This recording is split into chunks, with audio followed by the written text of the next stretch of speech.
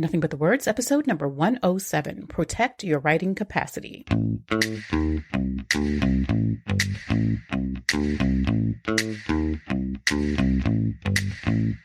What if it's possible to finally write the book that's been on your mind for months or even years?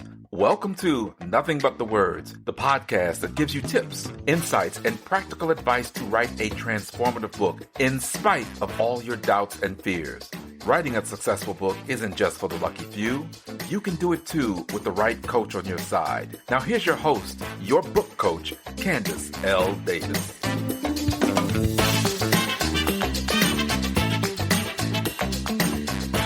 Hey there, and welcome to Nothing But the Words. I'm your book coach, Candace L. Davis. I hope your week and your writing are both going really, really well. Back in the early days of my writing career, when my kids were still small and actually still homeschooling at that time, they homeschooled through 8th grade for one and until 9th grade for the other. And they were home with me all day. I did not work outside of the home at that time. We were together all day. I, of course, had to find time to write within their schedule. And during that time, one of my mentors told me that when her children were younger and attending school, they had no talking in the mornings. They could talk to each other, but they were not allowed to talk to their mother. Mornings were her best thinking time. So she wasn't even sitting down to write yet, but this was her best time for thinking. This was when she processed her ideas. This was when she coalesced the things that had come to her over previous days or even overnight. And she was able to do that because she had silence in the morning. Now, some of my colleagues thought that that was unkind of her to have her kids unable to speak to her in the morning before they went to school in the morning. I didn't see any problem with it, if I'm going to be completely honest with you, as long as her kids were fine with it. And even if they weren't necessarily fine with it, you know, sometimes you do what you have to do for your craft, and they have all the rest of the day to talk to their mother. But the point is that she was protecting her thinking time by not allowing anyone else to intrude into it. And that is the first thing I recommend you do in order to protect your writing capacity. Protect your time for thinking. When my kids were little and still homeschooling, we had no TV during the week. You know, social media wasn't nearly as big as it is now. And they didn't have phones yet. So the internet wasn't necessarily the big distraction, but TV could have been.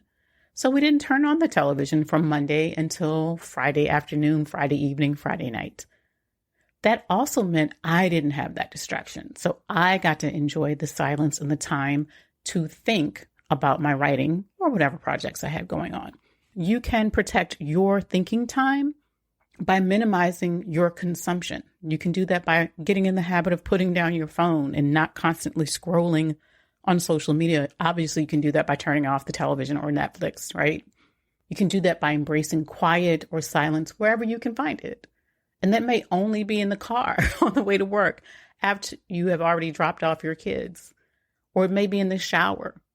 But allow that time to be your time. Protect your thinking time. Don't let other people infringe upon it. It's not always easy. When the phone rings, sometimes you want to jump and get it. But if it's your thinking time, you can put that phone on Do Not Disturb. I know that's a hard one. I'm going to talk about it again in a minute. But you can put your phone on Do Not Disturb. So protect your thinking time. Second, protect your book idea. It's another way to protect your writing capacity. Protect your book idea. Now, I'm not talking about copywriting. You can't copyright an idea.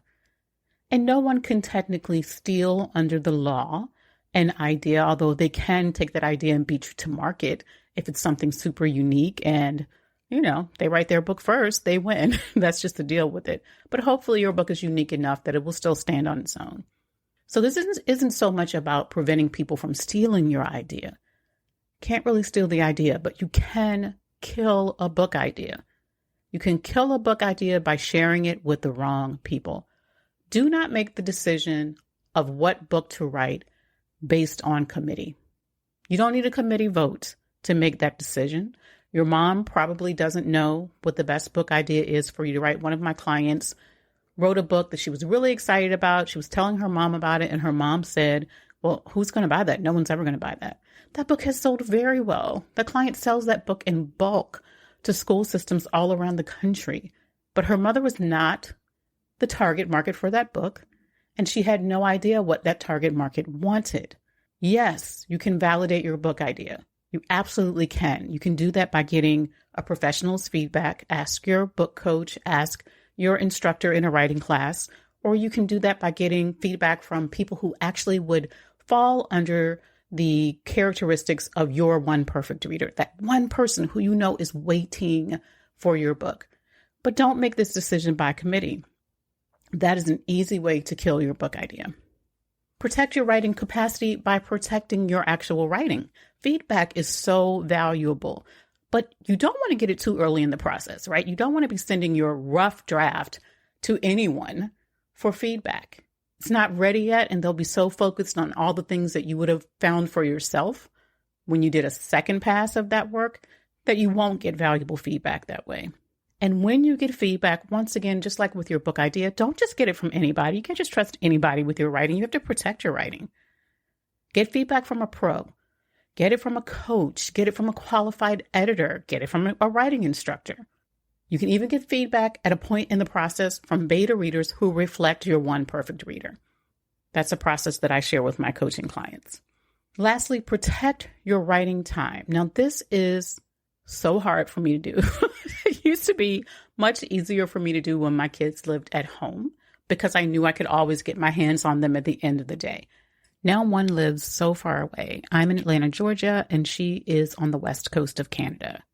And one lives in New Orleans. They're not close to me. So they're not physically close to me, but I talk to them every day and I want them to be able to reach me if they need me at any time. This is all in my head though. It's not in their heads. So I have learned to put my phone on do not disturb, but they know that if they truly need me, they just have to call twice and they are set to come through. All they have to do is call one more time and the call will come through and I will happily answer it with no hard feelings that if they needed me in that moment, then they needed me in that moment. Protect your writing time.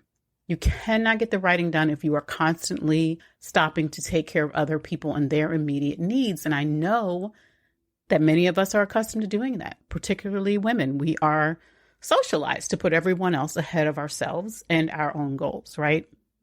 But you don't have to live your life that way. You can make a change. Protect your writing time. Put your writing time on your calendar, not just as a little note on your calendar, but as an appointment that's blocked as busy. No one else can have that time. It's your time. It's your writing time. Use alerts and notifications to remind you, hey, get your mind right in 30 minutes. It's going to be writing time. Hey, get your mind right in 10 minutes. It's going to be writing time. Hey, close that other document. It's writing time. Protect your writing time. It's crucial to protecting your writing capacity. So one of my goals with Authors Ignited, my group coaching program, is to create a space that supports authors in protecting their writing life and protecting their writing capacity so they can write their books with confidence and consistency. I encourage my coaching clients to create space in their lives to think about their book. Now, I can't come to their house and take their phone out of their hand mid-scroll, but I can give them tools to create that thinking space for themselves. My coaching clients also get specific steps to follow to validate their book idea. Now, you can write any book idea that you want, but if you have specific goals for your book, you want to make sure that you're writing the book idea, you're shaping it the way you need to in order to reach those goals. Once they've gone through that process, I'm also here as their coach to give them feedback and to help them look at how they can make that idea even stronger. And I also give them feedback on their outline because that's what's going to be the roadmap for how they can actually make that book idea come to life. My clients also get a specific process they can use to get feedback from readers in their target market, people who represent their one perfect reader in a simple and organized way. And I'm super excited right now to be adding an opportunity for them to protect their writing time with me. The virtual writing retreat that I held a few weeks ago was so productive for the authors who attended, and I loved it. I just felt like I was in my element. It was such a joy for me to host. So I'm going to be giving my coaching clients something like that on an ongoing basis. Starting in October, we will have regular co-writing sessions together.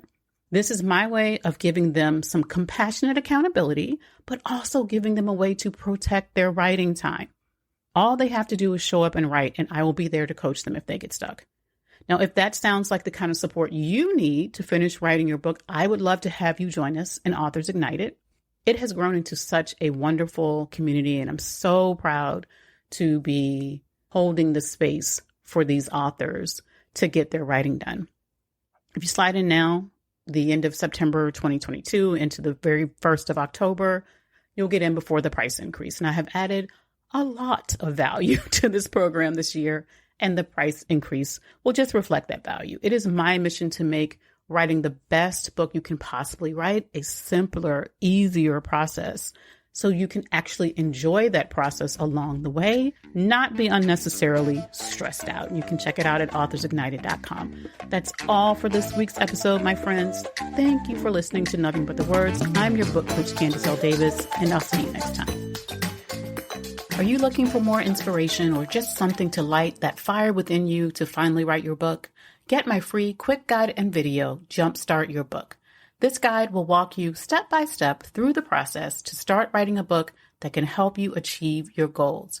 Grab Jumpstart Your Book and watch the video at CandaceLDavis.com/jumpstart. It's free.